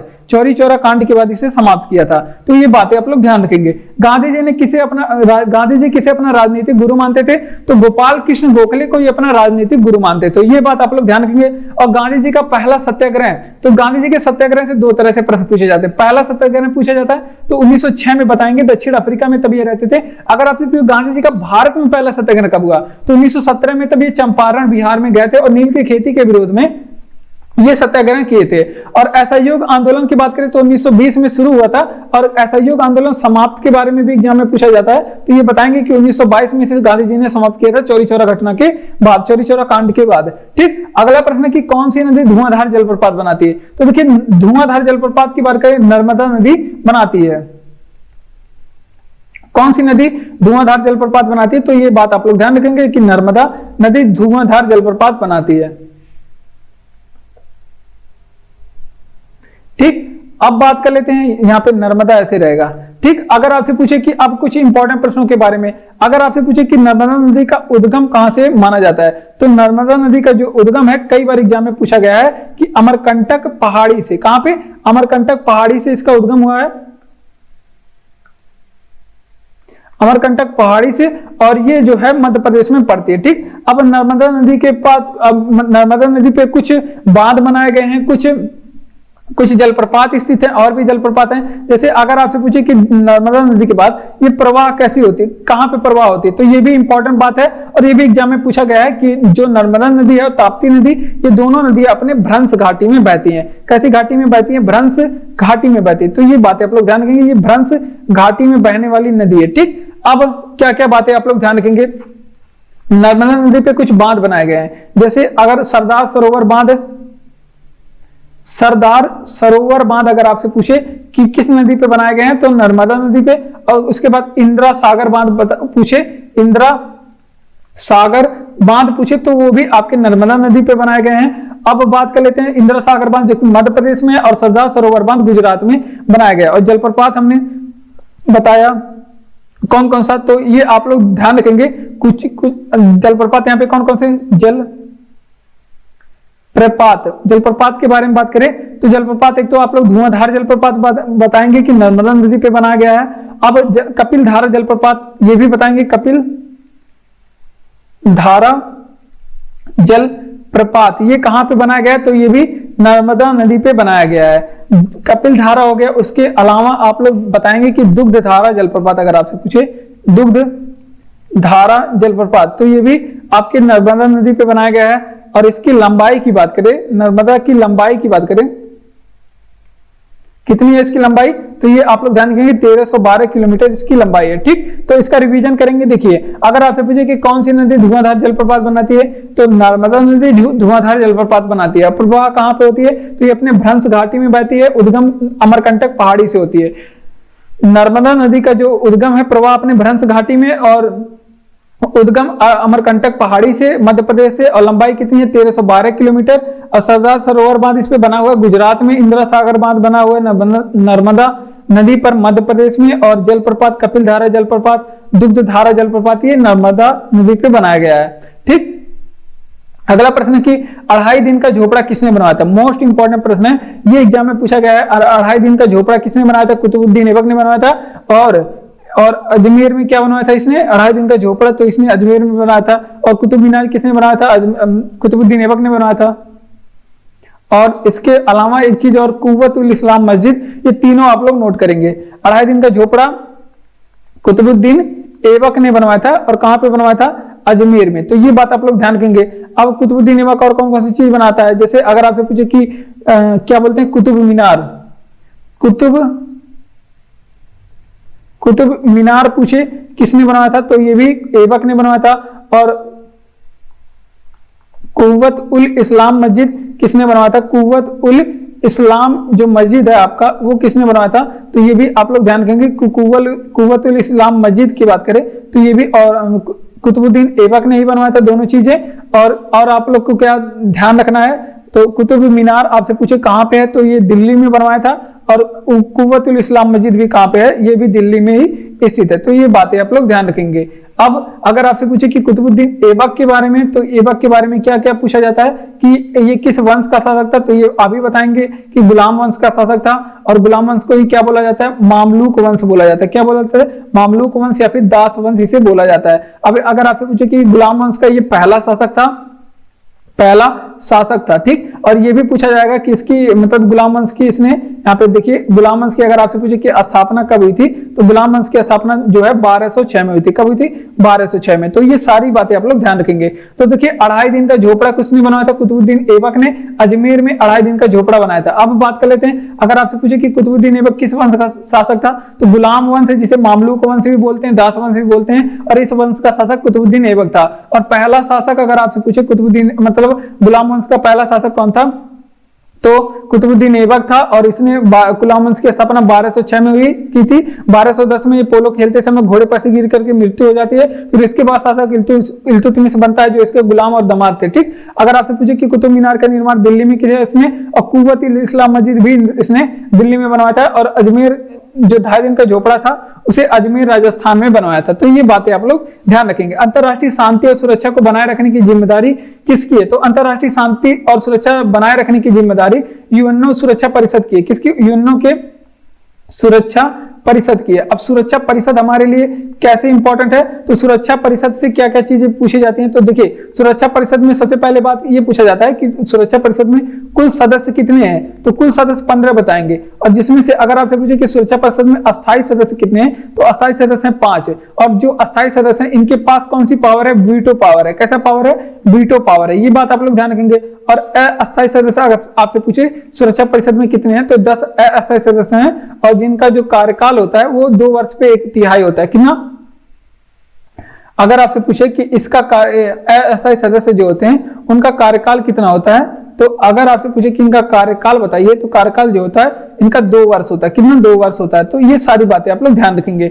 अब इसका रिवीजन करेंगे। देखिए अंतरराष्ट्रीय शांति और सुरक्षा को बनाए रखने की जिम्मेदारी किसकी है, तो यूएनओ के सुरक्षा परिषद की है कि पूरे विश्व में अंतरराष्ट्रीय शांति और सुरक्षा कायम रहे। और उसके लिए प्रत्येक देश से इसमें सेना भेजी जाती है जो मिल करके किसी एक देश के जहां पे अशांति होती है उसको सॉल्व करने का प्रयास करते हैं। ठीक, अब बात कर लेते हैं अंतरराष्ट्रीय, इसमें सुरक्षा परिषद में सदस्य कुल सदस्य होते हैं 15, जिसमें से 5 अस्थायी सदस्य होते हैं और जिनके पास वीटो पावर होते हैं। और अस्थायी सदस्य कितने होते हैं, 10 अस्थायी सदस्य होते हैं जिनका कार्यकाल 2 वर्ष का होता है। ठीक, 2 वर्ष के बाद ये रिटायर होते हैं। अब बात कर लेते हैं भीमबेटका की गुफाएं। मोस्ट इंपॉर्टेंट चीज है और हिस्ट्री से संबंधित प्रश्न है। भीमबेटका की गुफाएं विश्व धरोहर क्यों प्रसिद्ध है, तो देखिए भीमबेटका की गुफाएं ये अपने प्राग ऐतिहासिक शिलालेखों के कारण प्रसिद्ध है। तो इसे आप लोग ध्यान रखेंगे, भीमबेटका की गुफाएं क्यों प्रसिद्ध है? तो प्राग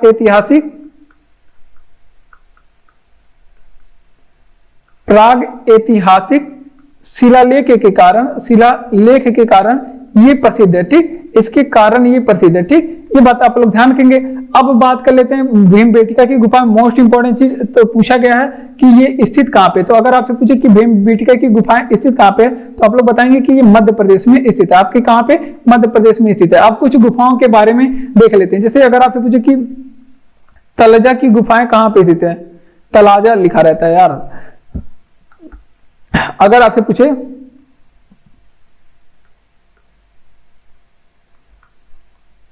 तलाजा की गुफा कहां पे स्थित है, तो ये स्थित है आपके गुजरात में। कहां पे? गुजरात में तलाजा की गुफाएं स्थित हैं। इसके अलावा अगर आपसे पूछ ले, अगर आपको इसके अलावा पूछे कि एलिफेंटा का गुफा जो है, एलिफेंटा, यहाँ पे इससे क्या पूछा गया है, ये कि हमने प्रश्न देखा कि एलिफेंटा का जो गुफा है इसका संबंध किस वंश से है। तो इसका जो गुफा है, वंश कह रहे हैं, किस धर्म से है, तो इसका जो संबंध है, एलिफेंटा का गुफा का जो संबंध है वो शैव धर्म से। किस धर्म से? शैव धर्म से। ये बात आप लोग ध्यान रखेंगे। और अगर आपसे पूछे कि अजंता की गुफा कहां पे स्थित है, अजंता की गुफा जो कहां पे स्थित है, या फिर अगर आपसे पूछे कि एलोरा का गुफा कहां पे स्थित है, एलोरा का गुफा कहां पे स्थित है, तो ये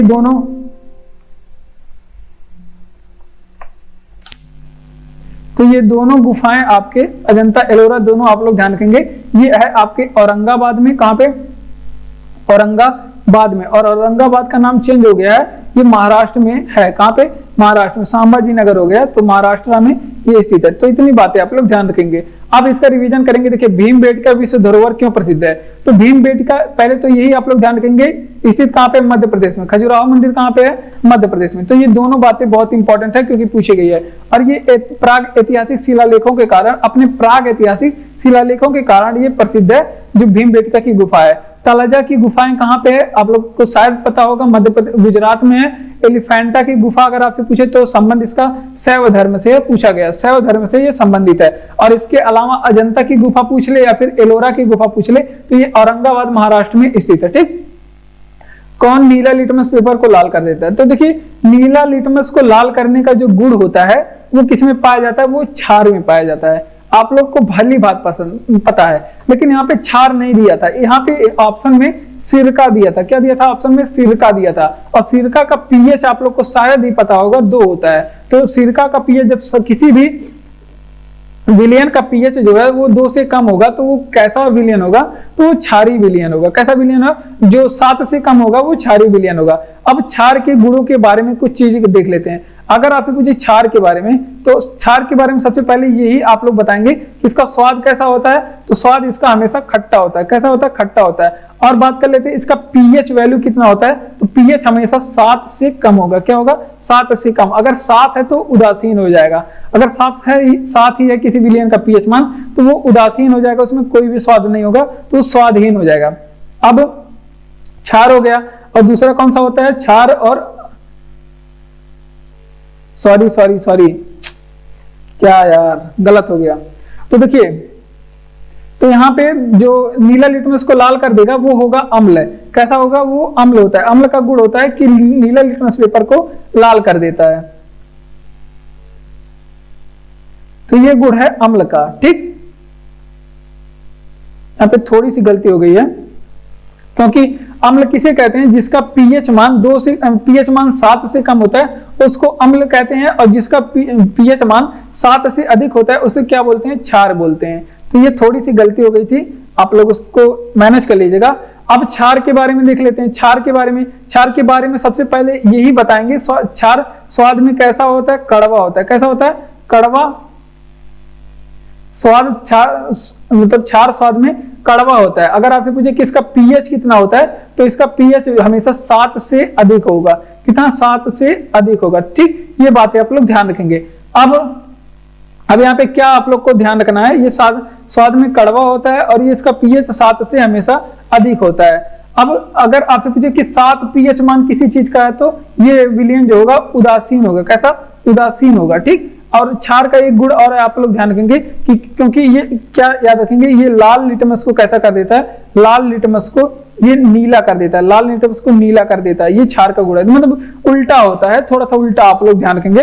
जैसे नीला लिटमस को लाल करने का काम अम्ल करता है, और जैसा सिरका ऑप्शन में दिया था कि कौन नीला लिटमस को लाल कर देगा, क्योंकि इसका पीएच मान 2 होता है, और अगर पीएच मान किसी का 7 हो तो वो उदासीन होता है। ठीक, अब अम्ल स्वाद में खट्टे होते हैं, जबकि क्षार की बात करें स्वाद में कड़वा होता है। अम्ल का पीएच 7 से हमेशा कम होता है, और जबकि क्षार का पीएच जो होता है 7 से अधिक होता है, 7 होगा तो उदासीन। और क्षार का ये गुण है कि लाल लिटमस को ये नीला करता है, जिस तरह से अम्ल का गुण है कि वो नीले लिटमस पेपर को लाल कर देगा, वैसे क्षार का गुण है कि वो लाल लिटमस को नीला कर देगा। अब कौन सा त्योहार विष्णु के वामन अवतार से संबंधित है? मोस्ट इंपॉर्टेंट प्रश्न है, मोस्ट इंपॉर्टेंट प्रश्न है, और ये आपके स्टैटिक से प्रश्न है, ये प्रश्न पूछे जाते हैं। अब यहाँ से हम लोग कुछ त्योहारों के बारे में देखेंगे, क्योंकि त्योहार से संबंधित हमारे एग्जाम में प्रश्न पूछे जाते हैं। आप किसी भी एग्जाम की तैयारी कर रहे हैं, आपको त्योहार से संबंधित प्रश्न जरूर मिलेगा। तो देखिए, कौन सा त्योहार विष्णु के वामन अवतार से संबंधित है? तो वो है आपका ओणम। और ओणम त्योहार बहुत ही ज्यादा एग्जाम में पूछा गया, बहुत बार एग्जाम में पूछा गया। अब ओणम से संबंधित क्या क्या एग्जाम में पूछा गया कि ये 10 दिन तक मनाया जाता है, 10 दिन तक मनाया जाता है। और ओणम त्योहार कहाँ का है? केरल का। कहाँ का? केरल का। और ये आपसे पूछे कि ये फसल की कटाई पे मनाया जाता है, फसल की कटाई पे ओणम त्योहार मनाया जाता है। अब बात कर लेते हैं, इसमें एक खेल प्रसिद्ध है। इसमें कौन सा खेल खेला जाता है? तो इसमें जल्लीकट्टू नामक खेल खेला, सॉरी सर्प नौका दौड़ इसमें खेला जाता है। सर्प नौका दौड़ करवाया जाता है, इसमें सर्प नौका दौड़ करवाया जाता है। ठीक, तो ये आपके लिए इंपॉर्टेंट था। ये कौन सा त्योहार है? विष्णु के वामन अवतार से संबंधित है, ये भी पूछा गया है, ये भी पॉइंट एग्जाम में पूछा गया है। और ओणम कहां पे मनाया जाता है? केरल में, ये भी 1000 बार पूछा गया है। कितने दिन चलता है? ये भी पूछा गया है। और फसल की कटाई पे इसे मनाया जाता है, और इसमें सर्प नौका दौड़ कराए जाते हैं। अब कुछ और त्योहारों के बारे में देख लेते हैं। जैसे अगर आपसे पूछे कि बिहू फेस्टिवल कहां पे मनाया जाता है?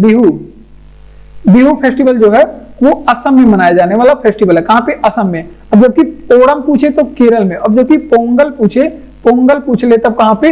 तो आप लोग बताएंगे कि ये तमिलनाडु में मनाया जाने वाला फेस्टिवल है। कहां पे? तमिलनाडु में मनाया जाने वाला फेस्टिवल है। इसके अलावा आप लोग ध्यान रखेंगे मकर विलक्कू एक फेस्टिवल होता है जो कि केरल में मनाया जाता है, लेकिन यहाँ पे लिखेंगे पहले मकर विलक्कू। कैसे लिखा जाएगा? मकर विलक्कू। थोड़ा गलत हो गया है, लेकिन आप लोग ध्यान रखेंगे कि ये कहां पे मनाया जाता है? केरल में मनाया जाता है मकर विलक्कू।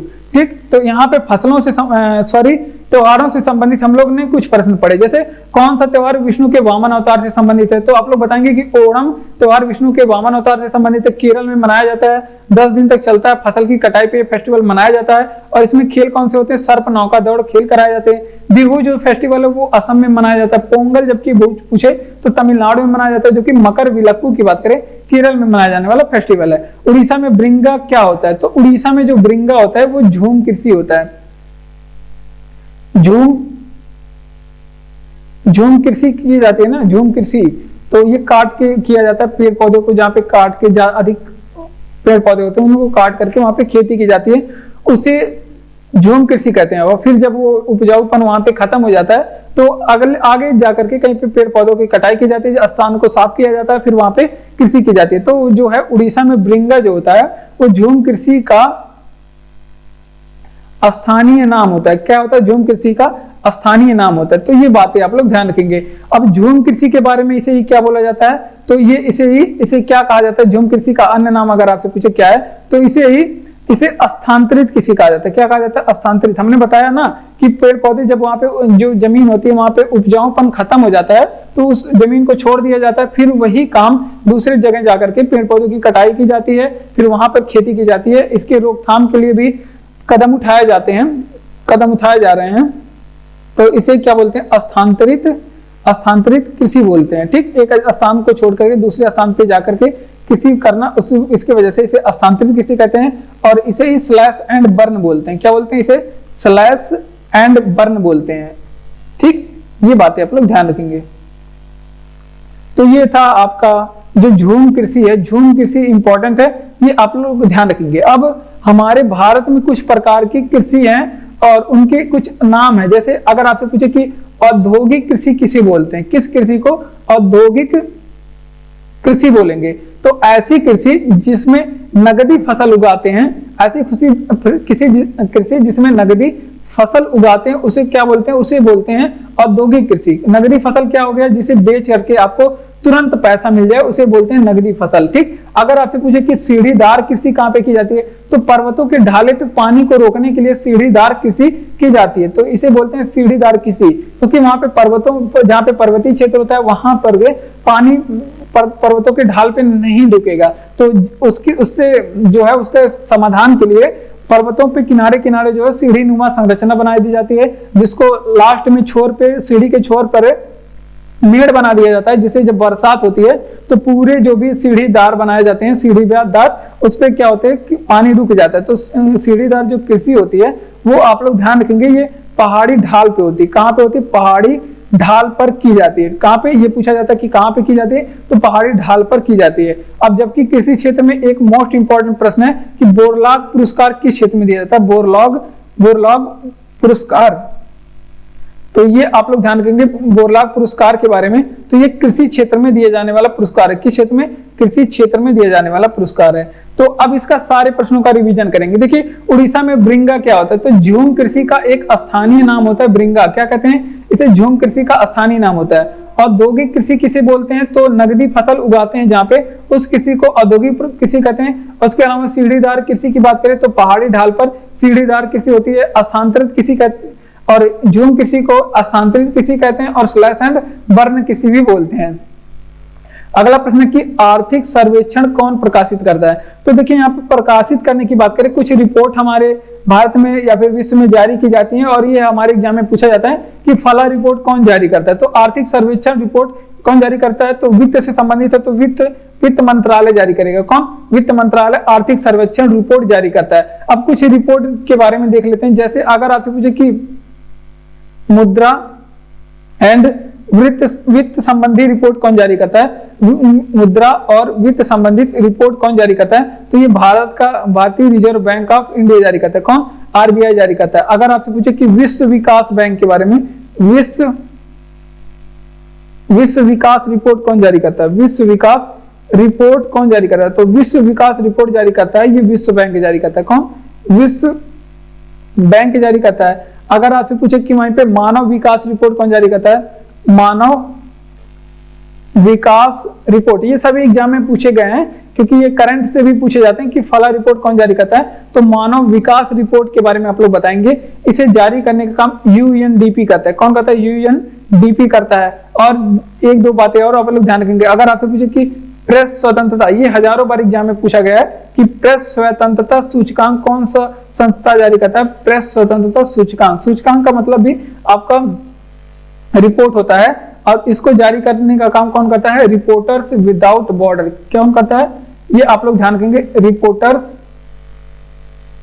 विदाउट बॉर्डर इसे जारी करता है। कौन, विदाउट बॉर्डर इसे जारी करता है। ठीक, ये सारी बातें आप लोग ध्यान रखेंगे, इसका रिवीजन करेंगे। देखिए अगर आपसे पूछे कि आर्थिक सर्वेक्षण कौन प्रकाशित करता है, तो वित्त मंत्रालय आर्थिक सर्वेक्षण प्रकाशित करने का काम करता है। अब कुछ इंडेक्स के बारे में हम लोग देख लेते हैं। जैसे अगर आपसे पूछे कि मुद्रा और वित्त संबंधित रिपोर्ट कौन जारी करता है, तो केबीआई नहीं, आरबीआई जारी करता है। और विश्व विकास रिपोर्ट कौन जारी करता है, तो विश्व बैंक जारी करता है।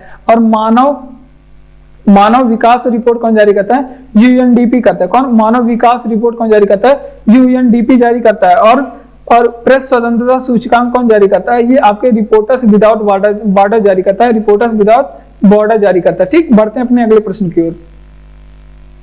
अगला प्रश्न कि नीति आयोग के वर्तमान उपाध्यक्ष कौन है, तो जो नीति आयोग है इसके वर्तमान उपाध्यक्ष है सुमन बेरी।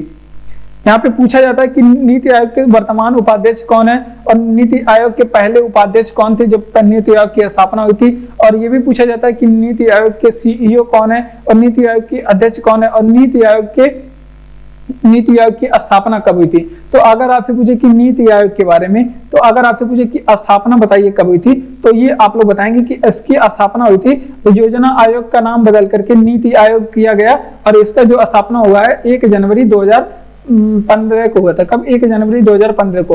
और नीति आयोग को क्या कहते हैं, इसे भारत का थिंक टैंक बोलते हैं। ये भी एग्जाम में 1000 बार पूछा गया, थिंक टैंक बोलते हैं। ठीक, ये बातें आप लोग ध्यान रखेंगे, इसे थिंक टैंक बोलते हैं, ये भी एग्जाम में पूछा गया है। अब बात कर लेते हैं कि इसके उपाध्यक्ष कौन है, सुमन बेरी हैं। और बात कर लेते हैं कि उपाध्यक्ष तो सुमन बेरी हैं। ठीक, उपाध्यक्ष सुमन बेरी। अगर आपसे पूछे कि पहले उपाध्यक्ष कौन थे, पहले उपाध्यक्ष कौन थे, तो पहले उपाध्यक्ष जो है अरविंद पनगड़िया थे। कौन थे, नीति आयोग के पहले उपाध्यक्ष कौन थे, तो ये आप लोग ध्यान रखेंगे, अरविंद पनगड़िया थे नीति आयोग के पहले उपाध्यक्ष। तो इसे भी आप लोग ध्यान रखना है, आप लोगों को ध्यान रखना है। अगर आपसे पूछे कि नीति आयोग के वर्तमान सीईओ कौन है, नीति आयोग के वर्तमान सीईओ कौन है, सीईओ कौन है, तो BVR सुब्रमण्यम है वर्तमान सीईओ। कौन है वर्तमान BVR सुब्रमण्यम है। ठीक, ये बातें आप लोग ध्यान रखेंगे। और पहले सीईओ कौन थे, अगर आपसे पूछे कि नीति आयोग के पहले सीईओ कौन थे, तो सिंधु श्री खुल्लर थे। नीति आयोग के पहले सीईओ कौन थे, सिंधु श्री खुल्लर थे। ठीक, ये बातें आप लोग ध्यान रखेंगे। अगर आपसे पूछे कि नीति आयोग के अध्यक्ष कौन है, तो नीति आयोग के जो अध्यक्ष होते हैं बाय डिफॉल्ट वो प्रधानमंत्री होते हैं, और हमारे प्रधानमंत्री कौन है, नरेंद्र सिंह मोदी। तो ये बातें आप लोग ध्यान रखेंगे। तो ये पहले अध्यक्ष और दूसरे अध्यक्ष दोनों मोदी जी ही थे।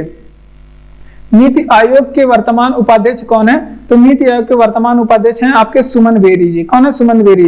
अगर आपसे पूछे कि नीति आयोग के पहले उपाध्यक्ष कौन है, तो अरविंद पनगड़िया हैं नीति आयोग के पहले उपाध्यक्ष। ठीक, अगर आपसे पूछे कि वर्तमान सीईओ कौन है नीति आयोग के, तो BVR सुब्रमण्यम वर्तमान सीईओ है, और पहले सीईओ सिंधु श्री खुल्लर है। ठीक, अब बात कर लेते हैं नीति आयोग की स्थापना 1 जनवरी 2015 को। इसे भारत का थिंक टैंक या फिर सरकार का थिंक टैंक बोलते हैं। अध्यक्ष कौन है, तो इसके प्रधानमंत्री मोदी, क्योंकि इसके अध्यक्ष कौन होते हैं, तो अध्यक्ष होते हैं इसके प्रधानमंत्री। जो भी तत्कालीन समय में प्रधानमंत्री रहेगा वो उसके अध्यक्ष रहेंगे। कौन, पारिस्थितिकी तंत्र कृत्रिम नहीं है, तो पारिस्थितिकी तंत्र जो है कृत्रिम, जो प्राकृतिक नेचुरल है वो प्राकृतिक होता है, जो मानव के द्वारा उसमें हेर फेर किया जाता है उसको क्या बोलते हैं, उसको कृत्रिम बोलते हैं। तो कृत्रिम नहीं है पूछ रहा है, तो कृत्रिम नहीं है। और ये जीडी एग्जाम में पूछा गया प्रश्न नहीं है, तो उसमें ऑप्शन में जंगल सही किया था। तो जंगल आप सभी जानते हैं कि प्राकृतिक स्रोत है, मतलब प्राकृतिक संपदा है जंगल, तो इस वजह से ये पारिस्थितिकी का कृत्रिम तंत्र नहीं है। अब अगर आपसे पूछे कि पारिस्थितिकी के बारे में, तो अगर आपसे पूछे कि पारिस्थितिकी के घटक कितने होते हैं, या फिर अगर आपसे पूछे कि पारिस्थितिकी कितने प्रकार का होता है, तो घटक पूछे तो इसके 2 घटक होते हैं। कैसे घटक होते हैं, तो जैविक घटक जिनमें जीव पाए जाते हैं, पारिस्थितिकी के 2 घटक, जैविक घटक और अजैविक घटक जिनमें जीव नहीं पाए जाते, अजैविक घटक, तो इनमें 2 घटक पाए जाते हैं। अगर आपसे पूछे कि पारिस्थितिकी कितने प्रकार का होता है, इसमें कितने प्रकार होता है, तो ये 2 प्रकार। तो ये जो घटक होते हैं इनके 2 प्रकार के होते हैं। कैसे, एक तो आपके जलीय घटक होते हैं, ये जो जल में रहते हैं, और एक आपका होता है अजलीय या फिर स्थलीय। तो इसको लिखेंगे आप लोग स्थलीय घटक। ठीक, जो स्थल पे पाए जाते हैं उसे स्थलीय घटक बोलते हैं। तो ये पारिस्थितिकी के बारे में आप लोग थोड़ी सी बातें आप लोग ध्यान रखेंगे कि कौन पारिस्थितिकी तंत्र कृत्रिम तंत्र नहीं होता है, तो जंगल जो है वो कृत्रिम तंत्र नहीं होता है। ठीक, अब इसके घटक पूछे तो 2 है, जैविक अजैविक, और प्रकार पूछे तो जलीय प्रकार और स्थलीय। ठीक, 2 प्रकार के। और अगला प्रश्न कि भारत में लोकतंत्र का तीसरा स्तर क्या है, तो देखिए भारत में जो लोकतंत्र है इसका तीसरा स्तर है स्थानीय स्वशासन। लोकतंत्र का तीसरा स्तर पूछ रहा है ना, तो स्थानीय स्वशासन, क्या बोलते हैं, स्थानीय स्वशासन। ठीक, ये बातें आप लोग ध्यान रखेंगे। अब बात कर लेते हैं कुछ इंपॉर्टेंट प्रश्नों के बारे में। अगर लोकतंत्र के बारे में बात कर ले, लोकतंत्र के बारे में, तो लोकतंत्र 4 होते हैं। लोकतंत्र के अंग जो है 4 होते हैं। लोकतंत्र के स्तंभ की बात करें तो ये 4 स्तंभ मिलकर के लोकतंत्र बनाते हैं। एक तो आपका हो गया कौन सा, कार्यपालिका। ये आप लोग को ध्यान रखना है, क्योंकि ये पूछा जाता है चौथा स्तंभ है कौन, दूसरा पिलर कौन सा है, तीसरा पिलर कौन सा है। तो ये है आपका न्यायपालिका। दूसरा पिलर कौन सा है लोकतंत्र का, न्यायपालिका। और तीसरा पिलर है आपका विधायिका। कौन सा पिलर है तीसरा, विधायिका। और चौथा पिलर जो है वो लोकतंत्र का जो चौथा पिलर होता है वो आपकी प्रेस होता है, जिसे क्या बोलते हैं आप लोग, समाचार पत्रकारिता। क्या होते हैं, पत्रकारिता होता है। ठीक, इतनी बातें आप लोग ध्यान रखेंगे। अब एक चीज और आप लोग ध्यान रखेंगे, यहाँ पे स्थानीय स्वशासन एक शब्द लिखा है, तो यहाँ पे रंगे हाथ ये भी आप लोग ध्यान रखेंगे कि स्थानीय स्वशासन के जनक कौन है। तो ये आप लोग बता दीजिए भैया, स्थानीय स्वशासन के जनक, ये भी एग्जाम में टपकता है। तो ये इसके जनक कौन है, तो स्थानीय स्वशासन के जनक लॉर्ड रिपन है। कौन है? लॉर्ड रिपन है। ठीक, अब इसका रिवीजन करेंगे। देखिए कि भारत में लोकतंत्र का तीसरा स्तर क्या है? तो स्थानीय स्वशासन लोकतंत्र का तीसरा स्तर है। क्या है? स्थानीय स्वशासन। इसके जनक कौन है? तो लॉर्ड रिपन है। स्थानीय स्वशासन के जनक लॉर्ड रिपन है। और लोकतंत्र के जो 4 स्तंभ होते हैं, हमारे लोकतंत्र के 4 स्तर, पहला है कार्यपालिका, दूसरा न्यायपालिका, तीसरा विधायिका और चौथा है आपका पत्रकारिता। बढ़ते हैं अपने अगले प्रश्न की ओर। अगला प्रश्न की किसे स्वर्ण द्वार का नगर कहा जाता है? तो स्वर्ण द्वार का नगर पूछ रहा है ना, पहले सही से घेरा बनाइए। स्वर्ण द्वार का नगर, तो देखिए ये कुछ हमारे देश होते हैं, हम देश या फिर कुछ देशों में कुछ स्थान होते हैं, शहर होते हैं, उनको अलग अलग उपनामों से जाना जाता है। तो देखिए स्वर्ण द्वार का नगर जो है ये सैन फ्रांसिस्को को कहा जाता है। किसको? सैन फ्रांसिस्को को। और सैन फ्रांसिस्को कहां पे पड़ता है? अगर आपसे पूछे कि सैन फ्रांसिस्को कहां पे पड़ता है, तो ये अमेरिका का एक शहर है। ठीक, अमेरिका का एक शहर है। ठीक, ये बातें आप लोग ध्यान रखेंगे। अब बात कर लेते हैं, अगर आपसे पूछे कि अगर आपसे स्वर्ण द्वार का नगर यहाँ पे हो गया ना, स्वर्ण द्वार, स्वर्ण मतलब सोना होता है। अगर आपसे पूछे कि स्वर्ण नगरी किसे कहते हैं, स्वर्ण नगरी किसे कहते हैं, तो स्वर्ण नगरी कह के पूछे तो आप लोग बताएंगे जोहान्सबर्ग। क्या? जोहान्सबर्ग। अब जोहान्सबर्ग क्या है, क्यों प्रसिद्ध है? तो जोहान्सबर्ग पड़ता है भैया दक्षिण अफ्रीका में। कहां पे पड़ता है? दक्षिण अफ्रीका में। और यहाँ पे क्या निकाला जाता है? यहाँ से सोना निकाला जाता है। तो इस वजह से इसे दक्षिण अफ्रीका का स्वर्ण नगरी कहा जाता है। तो जोहान्सबर्ग को स्वर्ण नगरी, ये एग्जाम में पूछा गया है, इसे आप लोग ध्यान रखेंगे। जोहान्सबर्ग को क्या कहा जाता है? दक्षिण अफ्रीका में है और इसे स्वर्ण नगरी कहा जाता है। अगर आपसे पूछे कि भारत का स्वर्ण नगरी किसे कहते हैं?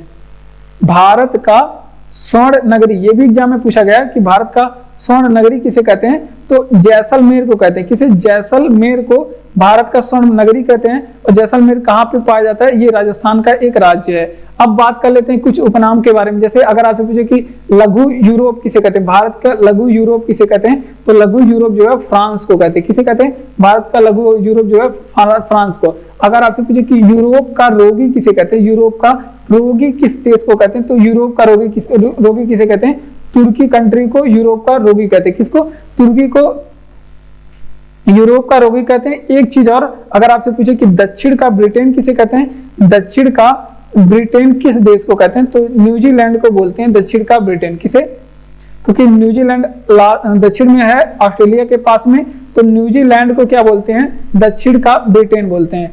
ठीक, अब इतनी बातों को आप लोग रिवीजन करेंगे क्योंकि बहुत हो गया।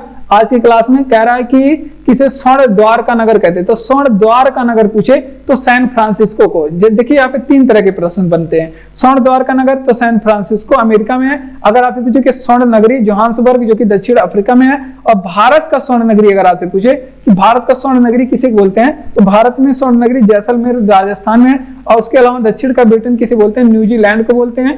और लघु यूरोप फ्रांस को बोलते हैं। यूरोप का रोगी जो है तुर्की को बोलते हैं, तुर्की को। प्लासी का युद्ध कब हुआ था? 1757 को। कब? प्लासी का युद्ध 1757 को हुआ था। आप लोग ध्यान रखेंगे। अब कुछ युद्धों के बारे में, जैसे अगर आपसे पूछे कि हल्दी घाटी का युद्ध कब हुआ था, हल्दी घाटी का युद्ध कब हुआ था, तो हल्दी घाटी का जो युद्ध है 1576 में। कब हुआ था?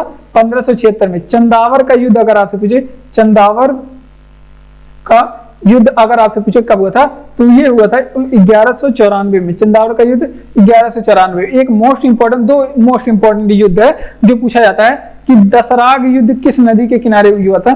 दसराग युद्ध किस नदी के किनारे हुआ था? तो दसराग युद्ध जो है ये परुसनी नदी के किनारे हुआ था। दसराग युद्ध ये परुसनी नदी के किनारे हुआ था। अभी हमने बताया कि परुसनी नदी किस नदी का प्राचीन नाम है, तो रावी नदी का प्राचीन नाम है। और एक और युद्ध के बारे में पूछा जाता है कि जो अशोक का युद्ध था, जिसको क्या बोलते हैं, जिसको बोलते हैं अशोक की जो युद्ध था कलिंग युद्ध। कलिंग युद्ध के बारे में पूछा जाता है कि इसकी चर्चा कहाँ पे मिलती है। अशोक के जो कलिंग युद्ध के बारे में चर्चा कहाँ से मिलती है, तो अशोक के 13वें शिलालेख से। कहाँ से? 13वें शिलालेख से इनके बारे में चर्चा मिलती है। तो चलिए इसका रिवीजन करेंगे। देखिए अगर आपसे पूछे कि प्लासी का युद्ध कब लड़ा गया, तो 1757 में प्लासी का युद्ध लड़ा गया। उसके अलावा हल्दी घाटी का युद्ध कब लड़ा गया, तो हल्दी घाटी का 1576 में हल्दी घाटी का युद्ध लड़ा गया। चंदावर का युद्ध कब लड़ा गया? तो 1194 में चंदावर का युद्ध लड़ा गया था। और उसके अलावा दसराग युद्ध परुष्णी नदी के किनारे लड़ा गया था। परुष्णी रावी नदी का प्राचीन नाम है। कलिंग युद्ध के बारे में बात करें तो इसकी चर्चा जो है अशोक ने लड़ा था कलिंग युद्ध, और इसके चर्चा 13वें शिलालेख में है। कौन सी सिंधु नदी की उपनदी है? तो देखिए सिंधु नदी की 5 उपनदियां हैं, सभी को आप लोग ध्यान रखेंगे। झेलम, वैसे तो बहुत ज्यादा है, ऐसे नहीं है, 5 ही नदी है। झेलम, चिनाब, रावी, व्यास, सतलज। तो ये इस तरह से आप लोग ध्यान रखेंगे सतलज के बारे में। तो ये थे सिंधु नदी की 5 सहायक नदियां, मतलब और भी 5 सहायक नदी है, लेकिन मुख्य रूप से आप लोग 5 ध्यान रखेंगे। अब यहाँ पे सिंधु नदी मेन नदी है, तो अगर आपसे पूछे कि सिंधु नदी के बारे में उद्गम कहाँ से होता है, तो उद्गम आप लोग ध्यान रखेंगे मानसरोवर के पास से, मानसरोवर के पास से चेमायुंगडुंग ग्लेशियर से, ये आप लोग ध्यान रखेंगे। उसके समीप भी एक स्थान है सिंको बाब, वहां पे बताया जाता है मानसरोवर।